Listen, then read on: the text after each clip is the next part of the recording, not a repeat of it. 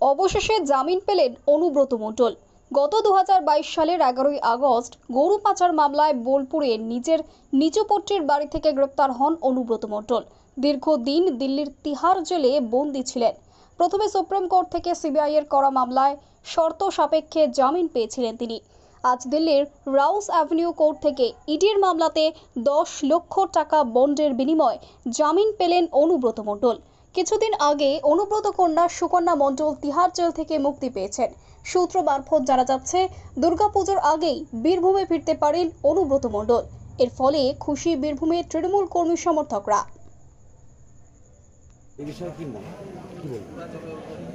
কেষ্টদার জামিনের জন্য আমরা সব দীর্ঘদিন ধরে অপেক্ষা করছিলাম।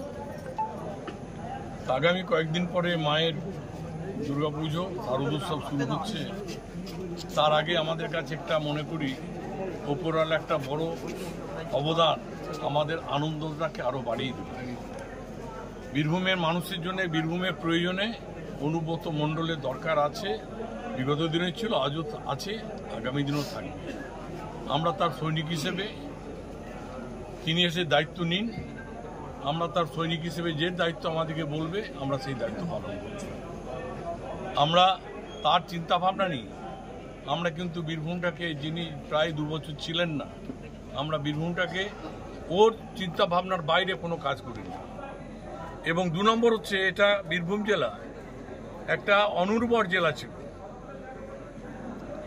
যেখানে পাথরের মাটি, সেই পাথরের মাটিটাকে গুঁড়ো করে উর্বর জমি তৈরি করেছিল রাজনীতিগতভাবে অনুব্রত মণ্ডল। সুতরাং এখানে তো আমাদের কাছে সেই আনন্দ ধরে রাখার নেই। আমরা চাই অনুব্রত মণ্ডল আবার যত তাড়াতাড়ি ফিরে আসবে।